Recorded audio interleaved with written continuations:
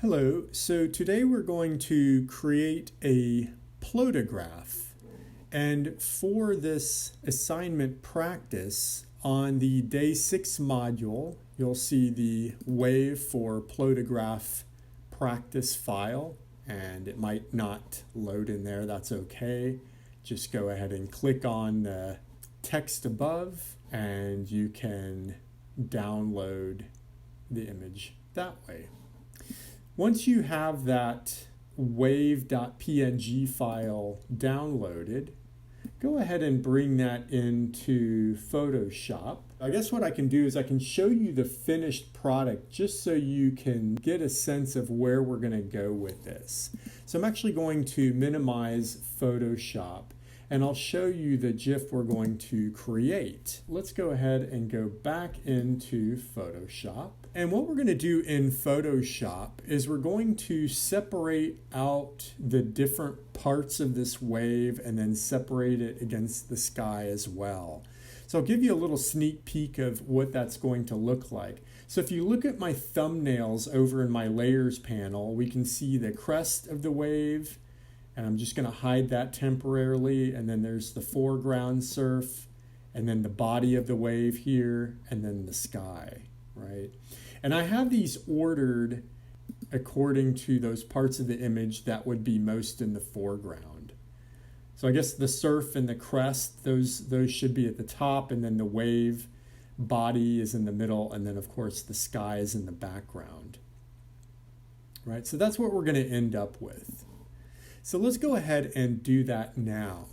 So now I'm back on my wave.png file. So this is the file that you all have. And I want to talk a little bit about the different selection tools in Photoshop, because in order to separate out the parts in Photoshop, we've got to use some of the different selection tools. So third tool from the top is the lasso tool, and if you click and hold on that, you have the lasso family. So there's the polygonal lasso and the magnetic lasso, right? And I want to remind you that for each of these tools, whichever tool we have selected shows up in the options bar, right up here, and there are different options for these tools, and we'll talk a little bit about that later. So there's the lasso tools, and then right below there are some more selection tools. So there's the object selection tool, the quick selection tool, and the magic wand tool. So I'm going to start out by choosing this object selection tool, which is a fairly new selection tool to Photoshop. And I'm going to try to just select out as much as I can of the crest of that wave. And so I'll just click and drag a rectangular selection around the crest of the wave. And it does a pretty good job of grabbing everything. There's still some elements of spray and that kind of thing that are missing. And I'm going to refine that a little bit and grab those. So I'll go up here to my lasso tool. And that's kind of what I'm going to focus on is getting these little droplets up here. Now, I do want to talk a little bit about the options for the lasso tool. So like many selection tools, you have these 4 sets of rectangles here. And the first rectangle is if you want to just make a single selection. So if I were to, for example, and don't do this, I'm just going to point this out, but if I were to draw a circular kind of selection, right, it would create that.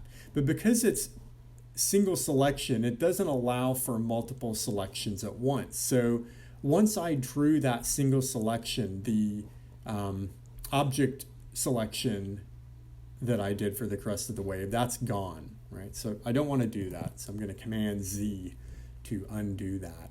What I do want is I want this add to selection tool, right? So with this tool, I'm allowed to maintain the selection that I got from that object selection tool. and I'm allowed to add to it a little bit. So I'm going to grab these parts of the crest of the wave that I didn't get before. And it's okay if, again, I kind of estimate things. I'm getting as many of the droplets as possible, but if I don't get all of them, that's okay, because I'm going to refine it yet some more. I can select in bits and pieces because I have this add to selection. All right, and then I'm going to look down here really quickly and see if there's anything that got missed. And it looks like there's like a tiny little sliver here. I'm going to check here, and that looks pretty good. So, okay. So the problem with this is if I try to cut it, which I'll just do temporarily to show you, it just creates this block around where the spray is, and that would be unnatural for the Plotograph. We want the spray to be more sort of diffuse. So I'm going to click on this button at the top of the options bar called Select and Mask. So I'll just click on that, Select and Mask up here. And it shows me, I'm in this new kind of workspace, and it shows me everything that I have selected by this pink overlay. So I go over here to my toolbar with the different brushes over at the left part of the screen. And I'm going to choose this Refine Edge brush tool. And I'm not going to worry about this part down here. That was all right.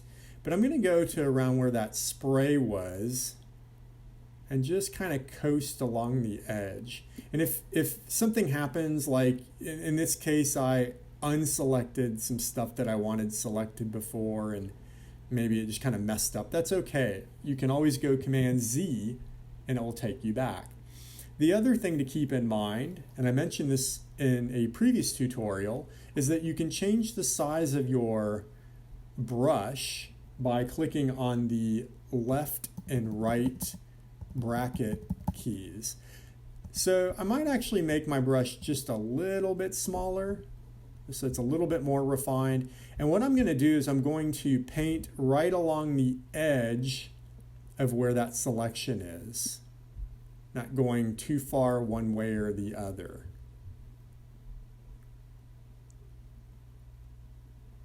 And you'll notice as I'm going over that edge, I'm just going to up-click for a minute, you'll notice that the selection is a little bit more diffuse and it's not exactly clear where the boundary is, and that's good.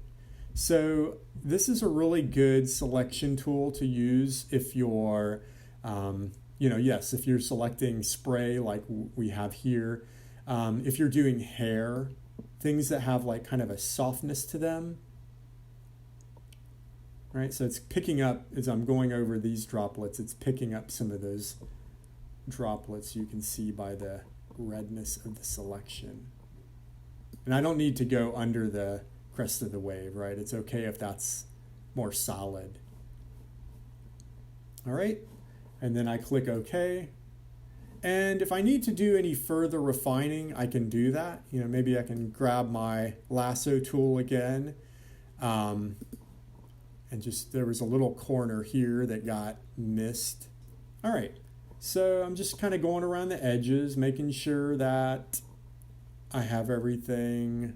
All right, so with that selected, I'm going to go Command X, and I'm on a Mac, so I think the shortcut key is slightly different if you're on a PC, but on a Mac, Command X to cut.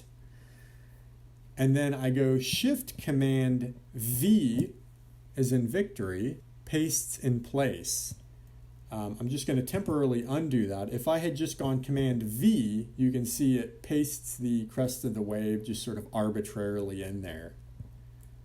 So I want to go Shift Command V, and then it pastes it in place. All right. So the next thing I'll separate out is I guess that's surf down here. And I'll just freehand draw that as well. So I'll stick to my regular lasso tool and I'll just trace. It's a little fuzzy and blurry, so it's hard to know exactly where the boundary is, and that's totally okay. And I kind of messed up there because my mouse dipped, and that's fine too. We're going to fix that. Remember, we have the add to selection tool, so I can go back in there and kind of smooth that over. I did want to mention, if you ever, let's say you select something more than what you want, right? So if we look at the center of the image here, I've selected a little part of the body of the wave that I don't want in there. Well, right next to the Add to Selection tool, and I'm looking again in my options bar, so there is the Subtract from Selection. So again, you have New Selection, Add to Selection, and Subtract from Selection. So I'll choose that, and then I will just refine that a little bit. All right, so as I mentioned, it's a little fuzzy, a little bit blurry. When they shot this image, it was kind of beyond the depth of field, so it's a little out of focus.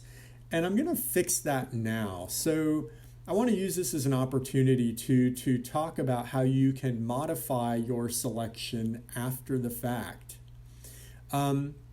Really quickly though, if you look up here in your options bar, you can see feather is 0 pixels. So feather has to do with how soft is the cut that I'm going to make once I select, right? So if I go Command X right now, you can see it's a pretty hard cut, right? So I'm going to go Command Z. Well, I can't change the feather after the fact without creating an entirely new selection this way. But I can go up to the selection drop-down menu, and if I go to modify, so select and modify, I have some different options here. And down at the bottom, you'll see feather, right? So I think if I feathered this about 5 pixels, that would be fine. And then there's a box here to allow the option to apply the feathering to the canvas bounds. And we don't actually want that, so don't check that. Leave that unchecked, because what that would mean is that it would soften the cut all the way along the bottom here too, and that wouldn't look right?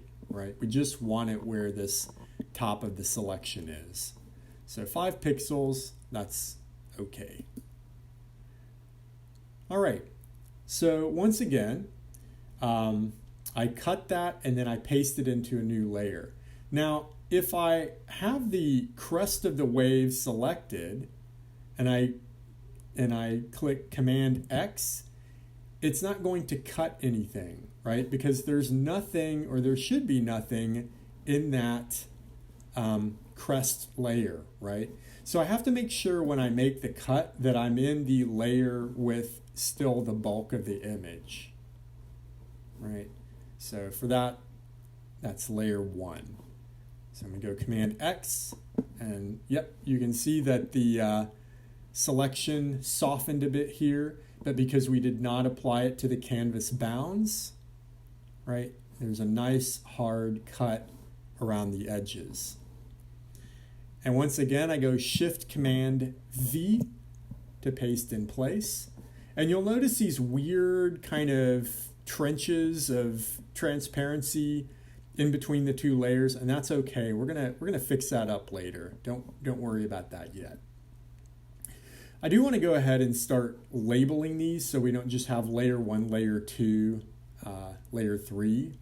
So I'm going to go ahead and in my layers panel, I'm just going to click on layer 2 and I'm going to call that crest.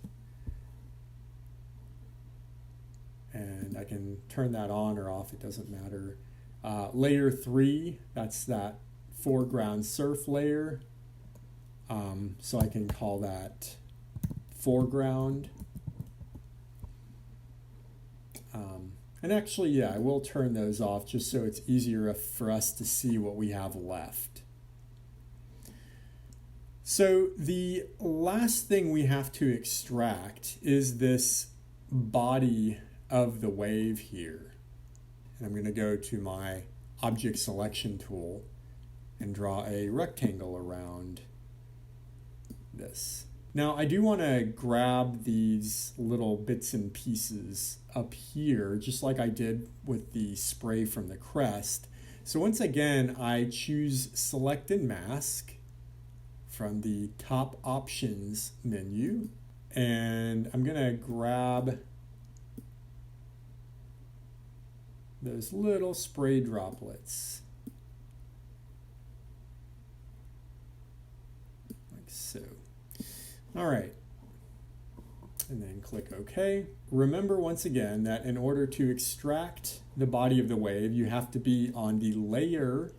So for this, it's layer 1. You have to be on the layer with the image part that you're extracting. So I'll go Command X to cut and Shift Command V to paste in place, and I'm just going to call this body. All right, and I'll turn that off too. So we have crest, foreground, body.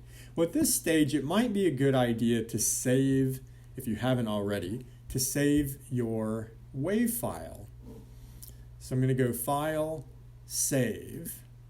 If you created a raw files folder, you can put this outside the raw files folder in your assignment 6 practice folder. And you'll notice that it's a save wave.psd. Well, the file that I gave you was a PNG file. So why did it change? Well, when you have a file that has multiple layers in it, it's got to be a PSD file. So PNG files, they are allowed to have transparency behind them, but you cannot have 2 or 3 layers and it cannot still exist as a PNG file. So Photoshop automatically turns it into a Photoshop or PSD file. So we'll go ahead and save it as that. And there's just a little bit of scruff here that I might get rid of, and it's just residue from the extractions. So for that, I can just get my lasso tool, and now I'm on layer 1. I'm just going to drag a selection around that.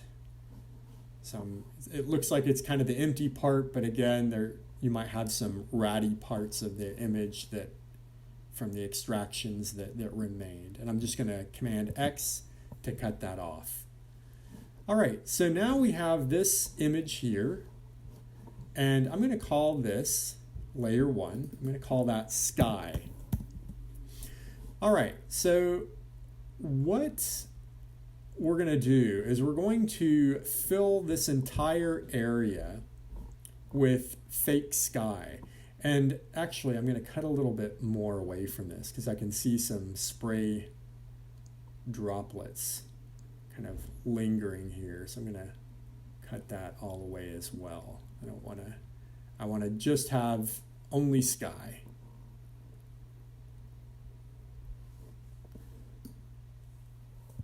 And it's okay if it, it doesn't have to be any particular way. You don't want to extract too much. You want to leave some of the sky still. All right, so now I have this empty space where I need Photoshop to generate some sky. So I want to make sure that my sky layer is selected. And I'm going to tell Photoshop the area of the image that I want it to fill in with sky. So for this, I can get, I will go ahead and click and hold on my object selection tool menu, and I'm going to choose the magic wand tool. So magic wand tool, it's hiding in the menu where the object selection tool is. I'll select that. And then I just go over here somewhere in this blank area and I click. And what it should do is it should select everything that was transparency, everything that did not have image. So the other thing that I have to do is I have to create actually a little bit of overlap so that when Photoshop fills in the sky, it fills in the sky plus a little bit more so that it doesn't create sort of a gap here. So this will give us a chance to look a little bit more at the selection drop-down menu. So I'm going to go select, modify, and I'm going to choose expand. So we're going to expand the selection. And I will expand the selection by, let's say, 10 pixels. And I also don't want to apply this at the canvas bounds. So you can see that it expanded the selection here, right? So now there's a little buffer zone. So the other thing I want to do is I want to soften that selection, just like we did with that foreground surf. So I'll go back to my selection menu, select, modify, and feather. And I'm going to feather it about 5 pixels. I try not to have my feather be more than my expansion. In fact, if it's about half of the expansion, that's better. So my expansion was 10 pixels, my feather will be 5 pixels. And that's just like a kind of what seems to work best for me, trial and error. So I'll click OK. All right. So it's really important for this next step that yes, you do have this, that you do have something selected that you're going to tell Photoshop, I want you to fill that area with sky. So I'll go to Edit and Fill. And I want to fill with content aware. So Photoshop is going to be aware of the content in that layer, and it's going to generate that type of content to fill in the rest of the image. So I'll click OK.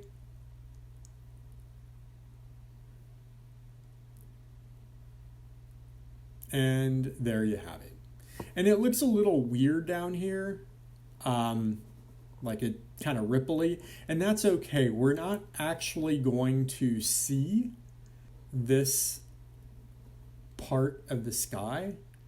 I might still tweak it a little bit just in case some of this shows, but I'm not going to get deep in here. So I'll go ahead and deselect. And I do still see like some little gap here, so I might, and some spray, so I might kind of finesse that a little bit, but that's okay. That'll give us a chance to talk about yet another tool, which is the clone stamp tool, right? And that's about midway down. So clone stamp tool. So the way the clone stamp tool works, it's similar to the content aware, except it's a little bit more manual.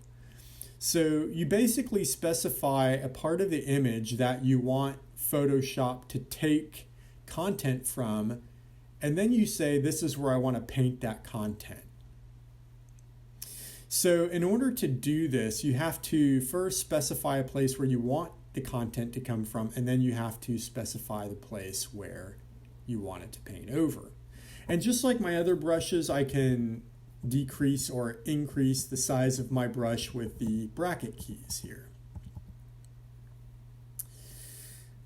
And that's about fine the way it is now.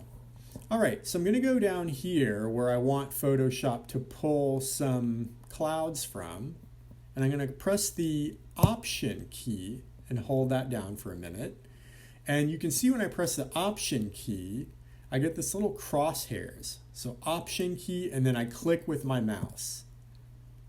All right, so Option key and click with the mouse. And it's going to take cloud content from that area. And then I just move my mouse over to where I want to paint cloud on top of. So again, I want to kind of touch up this area here. And I can just kind of fill that in. And the thing is, you can make multiple kind of selections this way, right? So you don't just need to pull from one place. I can go down, maybe I'll go somewhere else in the cloud image. One thing that you do have to watch out for, if I were to start painting here, for example, you can see that I get this hard line.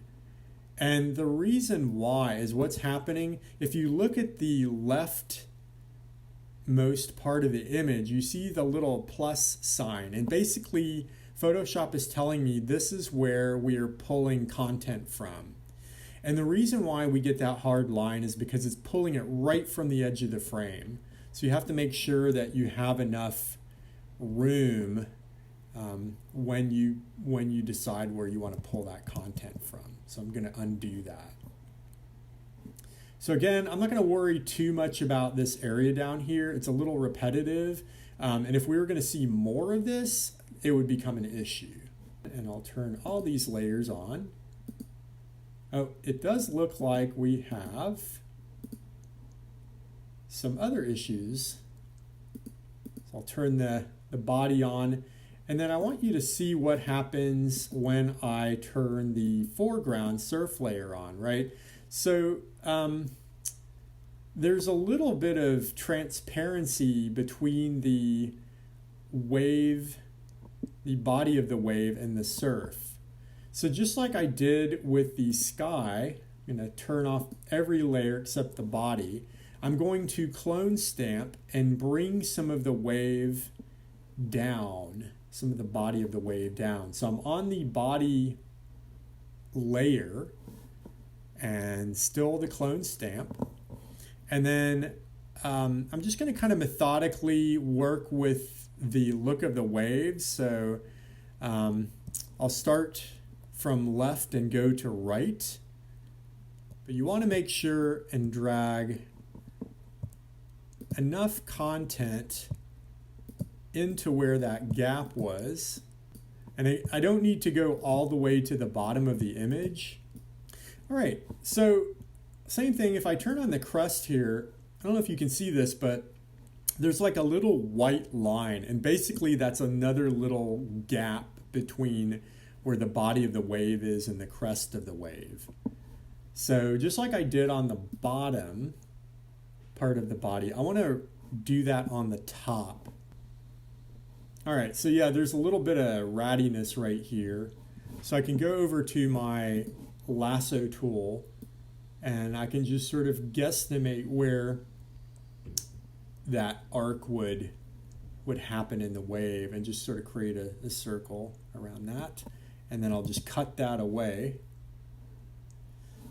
And then go back to my clone stamp tool here and just keep going along.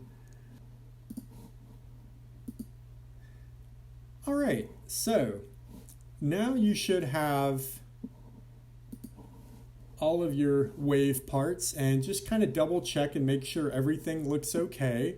So for example, for mine at the left edge of the screen, I can see that, I think that's the body of my wave.